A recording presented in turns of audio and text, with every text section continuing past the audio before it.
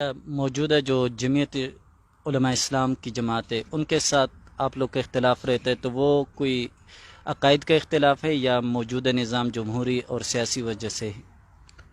جہاں تک مسئلہ ہے صرف جمعیت کی بات نہیں، ہمارا نظریہ یہ ہے کہ جو نظام محمدی ہے صلی اللہ علیہ وسلم، وہ طریق محمدی سے آ سکتا ہے۔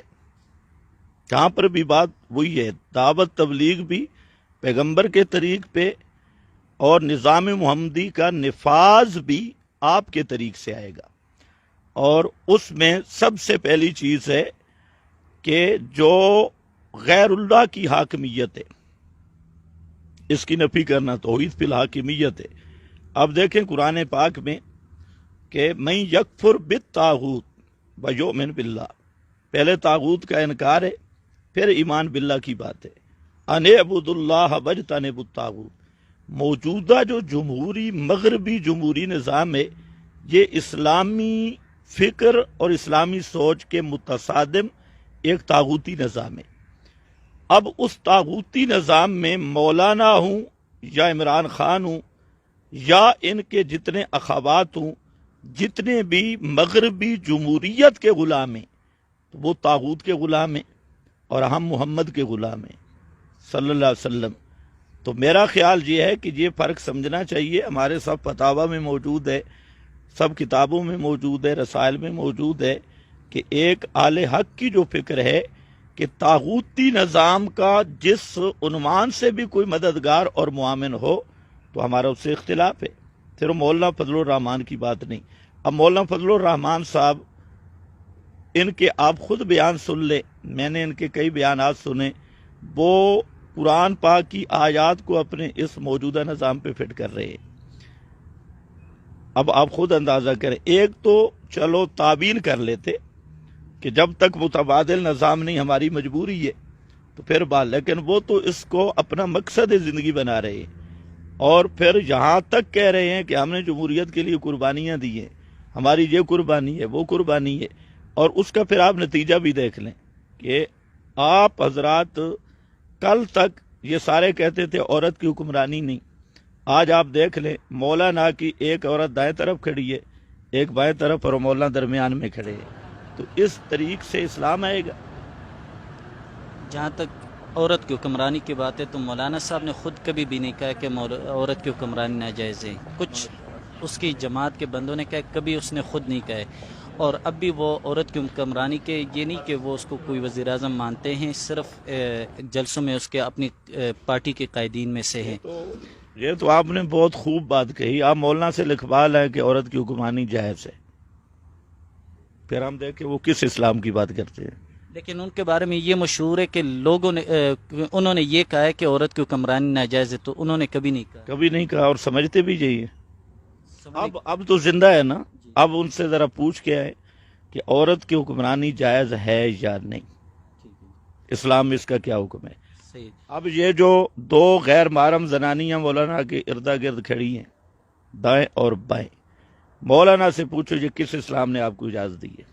وہ تو ان کی جماعت کے اکثر لوگ کہتے ہیں کہ ہمارے پاس متبادل نظام نہیں ہے، اگر کوئی متبادل نظام لے تو ہمیں اس دن چھوڑ دیں گے۔ متبادل نظام نہیں ہے، لیکن متبادل بیویاں تو موجود ہیں نا ان دو زنانیوں کے نام، تو متبادل نظام تک وہ جو ان کی اپنی بیویاں ہیں، ان دو عورتوں کے متبادل ہیں، مولانا کو بھی کہو فی الحال انہی پہ گزارا کرو، ان کو چھوڑ دے۔ ٹھیک ہے، ماشاءاللہ۔ اچھا، تو دوسرا یہ ہے کہ آپ کے بارے میں یہ کہا جاتا ہے کہ ہمارے صحابہ کرام میں بھی اختلاف رہا ہے، فقہا میں بھی اختلاف رہا ہے، اور اس طریقے سے علماء دیوبند میں بھی ہمیشہ اختلاف رہا ہے، کسی نے ایک رائے ظاہر کی، کسی نے دوسری، لیکن کسی عالم کا نام یا مطلب آپس میں کوئی تبرہ نہیں کیا۔ تو آپ کے بارے میں آپ ناراض بھی نہ ہو اس بات سے، لیکن اکثر لوگ کہتے ہیں کہ یہ تبرہ بہت زیادہ کرتے، تو اس کا بہت اچھی بات ہے۔ یہاں آپ کے سوال کے دو حصے ہیں۔ پہلا سوال یہ ہے کہ حضرات صحابہ، ائمہ، علماء دیوبند میں اختلاف رائے رہا، لیکن سوال ہے کن مسائل میں؟ عقائد کے مسائل میں ہرگز نہیں۔ کسی صحابی کا دوسرے صحابی سے عقیدے میں اختلاف نہیں، 4 اماموں میں سے کسی امام کا دوسرے کے ساتھ عقائد کا اختلاف نہیں ہے۔ جہاں عقائد کی بات آئی تو صحابہ نے زبردستی انداز میں رد کیا، ائمہ نے زبردست انداز میں رد کیا، سلف صالحین نے زبردست انداز میں رد کیا۔ ہماری جو بات چل رہی ہے ان مذاہب کے ساتھ جن کے ساتھ ہمارا عقائد میں اختلاف ہے، تو اختلاف فی العقائد کو برداشت کرنا اپنا ایمان گوا دینے کے مترادف ہے۔ جہاں ہوتا ہے فروعات میں اختلاف، تحقیقات میں اختلاف، تعبیرات میں اختلاف، تو اس اختلاف میں استاد شاگرد سے کر سکتا ہے، شاگرد استاد سے کر سکتا ہے، امام ابو یوسف امام محمد اپنے استاد سے کرتے ہیں، امام شافعی مالک احمد بن حنبل یہ سارے بزرگ ایک دوسرے سے کرتے ہیں، علماء دیوبند ایک دوسرے سے کرتے ہیں۔ تو جو تعبیری اختلاف ہو، فروعی عملی اختلاف ہو، اس کی اسلام میں گنجائش ہے۔ اور جہاں بدعت سنت کی بات ہو، شرک اور توحید کی بات ہو، عظمت صحابہ کی بات ہو، ختم نبوت کی بات ہو، یعنی عقائد کا مسئلہ ہو، تو اس میں نرمی کرنے والا خود بے دین ہے اور اس کا دین سے تعلق نہیں۔ دوسری بات آپ نے یہ کہی کہ آپ لوگ کہتے ہیں کہ آپ تبرہ کرتے ہیں، تو میرا سوال ہے کہ ہمارے کوئی وہ لفظ بھی لاؤ جس میں تبرہ ہو۔ مشرک اور بدعتی اور باطل کو تبرہ کرنے کا کیا مطلب ہے؟ آج کل لوگوں کے اخلاق کے معیار کچھ اور ہیں۔ اللہ تعالیٰ نے قرآن میں مولویوں کے بارے میں فرمایا مثلہم کمثل الحمار، ان کی مثال گدھے والی ہے، مثلہ کمثل الکلب، اس کی مثال کتے والی ہے، اولئک هم شر البریہ، سارے جانوروں سے زیادہ بدتر ہے۔ تو اب اس کو کیا نام دیں گے کہ یہ اخلاق کے خلاف ہے؟ یہ تو قرآن ہے۔ تو جو علماء ان کے لیے پھر صحیح القابات استعمال کرتے اور ان کو مسلمان سمجھتے، صحیح العقائد سمجھتے ہیں، تو یا خاص کر اشاعت میں اس سے بھی بہت سارے علماء ایسے ہیں جو جمعیت علماء اسلام کا ساتھ دیتے ہیں، عقیدت بھی ان کے ساتھ دیتے ہیں، اور اس جمہوری نظام کو مانتے ہوئے بھی وہ ساتھ دیتے ہیں۔ اور اس طریقے سے جیسا آپ کا بیان مولانا زاروی صاحب کے بارے میں ہے، تو ان کو بھی وہ بہت سارے اشاعت کے لوگ بھی ایسے ہیں علماء جو ان کو بھی صحیح مانتے، تو ان کے بارے میں پھر کیا رائے ہے؟ بہت اچھا سوال ہے، لیکن حضرت عبداللہ ابن مبارک نے ایک بات کی بہت اچھی، الدین لا یعرف بالرجال والرجال یعرف بالدین۔ اگر کوئی اپنے آپ کو اشاعت کی طرف نسبت کر کے اہل بدعت اور اہل شرک کوئی بھی ہو، کسی خاص جماعت کی بات نہیں، کوئی بھی اہل الہاد، اہل بدعت، اہل شرک ہو، ان کی تعریفیں کرتا ہے اور ان کو القابات دیتا ہے، تو وہ ظاہر بات ہے کہ شریعت کے سراسر منافی ہے، چاہے وہ اشاعتی کہلوائے یا کوئی اور کہلوائے۔ جماعت یا دھڑے بندی میں آ کر افراد کا دفاع نہیں ہوتا، جماعت ایک نظریے کا نام ہے۔ تو اب یہ جو آپ ہزاروی صاحب کی بات کر رہے ہیں، تو ہزاروی صاحب کو تو مولانا سرفراز خان صفدر، امین اکاڑوی، مولانا یوسف لدھیانوی، ڈاکٹر عبدالواحد لاہور والے اور قاضی مظہر حسین تک یہ سب نے کہا کہ یہ احمد رضا سے بڑا بدعتی ہے۔ تو اب ان کو تو اپنے بھی بدعتی کہہ رہے ہیں، تو اب اگر کوئی اشاعتی تعریف کرتا ہے تو اس اشاعتی کی ہم بے غیرتی سمجھیں گے اور مذہبی دیوسیت سمجھیں گے، وہ ہمارا نظریہ اور عقیدہ نہیں ہوگا۔ اچھا، جمعیت علماء اسلام کی جو تاریخ بیان کی جاتی کہ اس کی بنیاد بھی حضرت مولانا مفتی کفایت اللہ صاحب رحمۃ اللہ علیہ نے رکھی، لازم بات انہوں نے اس نظام کے ہوتے ہوئے یہ بنیاد رکھی تھی، تو پھر ان کے لیے کیا رائے ہے؟ آپ ذرا کفایت المفتی وغیرہ پڑھ لیں۔ یہ جو موجودہ جمعیت علماء اسلام ہے، یہ جمعیت علماء ہند جو علماء کی محنت تھی اس پر پانی پھیرنے کے لیے بنائی گئی ہے، اور یہ جو موجودہ جمہوری مغربی جمہوری طاغوتی نظام کو کندھا دینے، اس کو ایمان سمجھنے، اس پر قربانیاں دینے، اس پر آیات و احادیث کو فٹ کر کے لوگوں کو ووٹوں کی ترغیب دینے اور اس نظام پہ لگانا، یہ اس سے تمام اکابرین دیوبند بھی بری و ذمہ ہیں اور تمام اہل ایمان بھی بری و ذمہ ہیں۔ اچھا، عوام کے بارے میں ایک سوال پوچھنا ہے کہ اکثر عوام پوچھتے ہیں کہ ہم کہاں جائیں، کس مولوی کے پیچھے چلے، تو علماء ان کو یہ جواب دیتے کہ آپ قرآن پڑھیں، اور یا علماء کو دے کے جو قرآن اور سنت کے اوپر چلنے والے ہیں ان کو دے کے اور ان کے پیچھے چلے۔ لیکن ہمیشہ ظاہر بات ہے جتنے بھی علماء ہیں، علماء کی شکل میں ہیں، مطلب وہ جمعیت علماء اسلام ہو یا اشاعت توحید و سنت ہو یا تبلیغ حضرات سے تعلق رکھنے والا ہو یا کسی اور جماعت سے، تو لازم بات ہے سب قرآن اور حدیث ہی پڑھاتے، لیکن وہی قرآن اور حدیث سے استدلال کر کے ان کو اپنی اپنی جماعت کی طرف بلاتے، تو پھر اس میں عوام کہاں چلے جائے؟ بہت اچھا.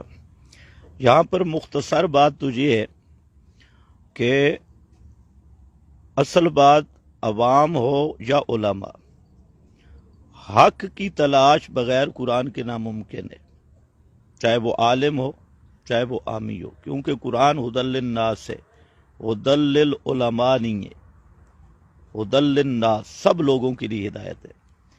اب یہ مسئلہ ہے کہ اگر عوام تھوڑی سی سچائی کی طرف آئے تو مسئلے سارے سیدھے ہو سکتے ہیں. مثال کے طور پہ ہم کہتے ہیں کہ موت کے بعد کوئی نہیں سنتا، اس پہ ہم کہتے ہیں سورہ فاتر 22واں پارہ آیت نمبر 22، ما انت بمسمع من فی القبور.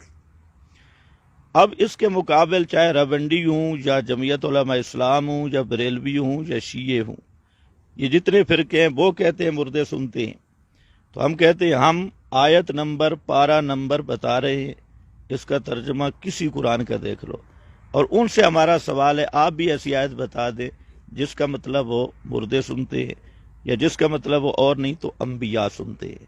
پارہ نمبر، سورت نمبر، آیت نمبر وہ بھی بتا دیں، پتہ چل جائے گا. جب یہ بات ہوتی ہے تو وہ فوراً کہتے ہیں نہیں جی روایات میں جو آتا ہے. تو اب ہم کہتے ہیں کہ پیغمبر کا فرمان قرآن کے خلاف ہو سکتا ہے؟ جب قرآن کہتے ہیں نہیں سنتے، تم کن کی روایات پیش کر رہے ہو؟ تو اگر عوام، آپ ہوں کوئی بھی ہو، اس بات کو سنجیدگی سے لینا چاہے تو چند دنوں میں فیصلہ ہو سکتا ہے. ہم سے کہیں یہ آیت نمبر تو بتاؤ، ان کو بھی کہیں پتہ ہے، ترجمے والے قرآن موجود ہے. اصل میں عوام الناس، اس کو یہ شعور ہی نہیں دیا گیا کہ قرآن کی طرف آؤ. ان کو شعور یہ ملا ہے کہ فلانے پیر کی طرف جاؤ، فلانی جماعت کی طرف جاؤ، فلانی کتاب کی طرف جاؤ. تو ہماری اشاعت التوحید و سنہ کی یہ دعوت ہے، اور ہم نے سینکڑوں آدمیوں کو یہ نسخہ بتایا کہ آپ اس طرح کریں. ایک تو ترجمے والا قرآن دیکھیں، اگر خود پڑھا ہوا نہیں، اپنے کسی عزیز رشتہ دار جو پڑھا ہو اس کو کہو ترجمہ ایک رکو ذرا ترجمہ کر کے دو. نمبر 2 یہ ہے کہ کوئی مولوی مسئلہ بیان کرے، اس کو کہو کہ قرآن سے پیش کرو. ہم کہتے ہیں اب ہم پیش کر رہے ہیں. میں نے 2 آیتیں آپ کے سامنے پڑھی ہیں کہ ایمان نام ہی طاغوت کا انکار ہے، اور اس پہ قرآن کی بے شمار آ جاتے. اب جو مغربی جمہوریت ہے، قرآن کہتا ہے ان الحکم الا للہ لا حاکم الا للہ، اور اس کی پہلی بنیاد ہے کہ حاکمیت عوام کی ہے، عوام مختار ہے. اب اس پر کوئی آیت ہے تو جی پیش کریں، جمہوری ہے. جمعیت والوں کو کہو اس پہ کوئی آیت لاؤ یا کوئی. تو قرآن تو فرقان ہے، ہو نہیں سکتا کہ قرآن 2 پہلو چھوڑے. جو مسائل عقائد کے ہیں قرآن نے کلیئر کٹ فیصلہ کیا ہے. صرف ہماری سستی یہ ہے کہ ہم پگڑیوں سے گھبرا جاتے ہیں اور بڑے پیٹوں سے گھبرا جاتے ہیں. یہ بڑا پیٹ ہے تو بڑا مولوی ہے، بڑا پگڑی ہے تو بڑا مولوی ہے. اب مولانا فضل الرحمان کے خلاف کون بات کر سکتا ہے؟ کیونکہ جی اتنا بڑا پیٹ بھی ہے اور اتنا بڑا بزرگ بھی ہے ان کے خلاف. لیکن وہاں جو پیغمبر کی تربیت ہے تو ایک لمبے ہاتھوں والا کھڑا ہو گیا، مشہور حدیث کا واقعہ ہے، اور اس کہتے ہیں اکو سیرت الصلاۃ ہم نسیتا یا رسول اللہ، آپ بھول گئے یا نماز کم ہو گئی ہے؟ آپ نے کہا کل ذالک لم یکن، دونوں نہیں، انہوں نے کہا ایک ہو گئی ہے، یا آپ بھولے ہیں یا نماز کم ہو گئی ہے. تو کیا ان حضرات سے کسی کی جرات ہے یہ پوچھنے کی؟ ابھی جو کام مولانا کرتے ہیں سارے جمعیت والے آنکھیں بند کر کے اس کے پیچھے ہیں. لیکن الحمدللہ ہمارا کوئی اشاعتی پٹڑی سے اترنے لگے ہم اس کی بھی خبر لیتے ہیں، اور کوئی دوسرا اترنے لگے، اور یہی ہماری حقانیت کی دلیل ہے کہ ہم نے یہ کبھی نہیں سوچا کہ یہ اشاعتی کہلوانے والا ہے، یہ فلانا کہلوانے والا. جو غلطی کرے گا ہم اس کی غلطی کو سمجھائیں گے، اگر نہیں سمجھے گا تو ہم عوام کو بتانے پہ ضرور یہ کریں گے کہ لوگ اس کے پیچھے لگ کے گمراہ نہ ہوں. اچھا، اکثر لوگ جمعیت اشاعت توحید و سنت کے بارے میں یہ کہتے کہ یہ عذاب قبر کو نہیں مانتے. یہ تو یہ سوال میں نے شروع میں بھی کہا تھا کہ کچھ سوالات احمقانہ انداز میں اس لیے کہ وہ عوام اور کوئی مسئلہ نہیں، ماشاءاللہ۔ فرق یہ ہے کہ ہم کہتے ہیں جو عذاب و ثواب قبر کا مطلقاً منکر ہے وہ کافر ہے، وہ کہتے ہیں جو عذاب و ثواب منکر قبر کا منکر ہے وہ بدعتی ہے، ہم کہتے ہیں جو عذاب و ثواب منکر ہے قبر کا منکر ہے وہ کافر ہے۔ تو اب خود اندازہ لگا لیں وہ مانتے ہیں یا ہم مانتے ہیں۔ ایک نمبر دو یہ ہے کہ عذاب و ثواب قبر حق ہے اور اس کی کیفیت متشابہات سے ہے، اس کی کیفیت پوری کیفیت اللہ ہی جانتا ہے، لا یعلم کنہہ الا اللہ، جس طرح اور متشابہات ہے۔ تو ان لوگ، میں آپ کو ایک چھوٹا سی بات کرتا ہوں، انشاءاللہ آپ حق اور باطل سمجھ جائیں گے۔ ہم نے جب بھی کسی فرقے کے خلاف کوئی بات کی تو ہم نے ان کا عقیدہ بیان کر کے رد کیا ہے، اور ہمارے خلاف جتنے فرقے ہیں جب بھی انہوں نے ہمارے خلاف بات کی تو انہوں نے ایک عقیدہ گھڑا اور ہمارے ذمہ لگایا اور پھر اس کی تردید کرنا شروع کی۔ اب کبھی کہیں گے عذاب قبر کے منکر ہے، ہم کہتے ہیں عذاب قبر کا منکر کافر ہے، پھر کہتے ہیں حیات الانبیاء کے منکر ہے، ہم کہتے ہیں حیات الانبیاء حیات شہداء کا منکر کافر ہے، پھر کہتے ہیں یہ صدقہ خیرات کے منکر ہے، کبھی کہتے ہیں یہ دعا کے منکر ہے۔ تو ہم کہتے ہیں کہ یہ بہتان ہے، ہم دعا مانگتے ہیں لیکن سنت کے مطابق، صدقہ خیرات کے لیے ہم قید لگاتے ہیں سنت کے مطابق، عذاب و ثواب قبر حق ہے، اس کی کیفیت مفوض اللہ متشابہات سے، اور جہاں تک بات ہے حیات الانبیاء حیات الشہداء وہ حق ہے، لیکن جو قرآن اور سنت میں بیان ہوئی ہے وہ حق ہے، نہ یہ حیات دنیاوی اور یہ المحند والے مولوی اور فضائل اعمال والے مولوی اور یہ ڈاگئی والے ملا، ان کی تشریحات ہم نہیں مانتے۔ جو قرآن و سنت میں حیات شہداء کی کیفیت ہے، حیات انبیاء کی کیفیت ہے، تو اس کو کون مسلمان ہو کر انکار کر سکتا ہے؟ آخر میں عوام کو اور خاص کر طلباء کرام کو کیا نصیحت کرنا چاہیں گے؟ میں یہی عرض کرتا ہوں کہ سب سے پہلی چیز ہے، اگر اپنی آخرت بنانا چاہتے ہیں اور حق کو تلاش کر کے حق پہ رہنا چاہتے ہیں تو قرآن مقدس کو سینے سے لگاؤ، اور قرآن مقدس یہ واحد کتاب اور کسبٹی حق کی ہے، اور واحد وہ نصاب ہے جو نری ہدایت ہے، سارا حق ہے، اور قرآن مقدس کے موافق بعض چیزیں جتنی ہیں ان کے لیے معیار قرآن ہے، روایات ہوں ان کے لیے بھی کسوٹی قرآن ہے، کتابیں ہوں بزرگ ہوں، تو سب سے اول نمبر آج جس چیز کی ضرورت ہے قرآن پاک کو سمجھا جائے اور قرآن مقدس کو اپنی ہدایت کا مینار کے طور پر اور ہدایت کے نصاب کے طور پر قرآن پاک کے ساتھ تعلق رکھنا چاہیے۔ بہت بہت شکریہ۔ یہ تھے حضرت مولانا خضر حیات بکروی صاحب جو جمعیت اشاعت السنہ کے مناظر اور معناص خطیب ہیں۔ السلام۔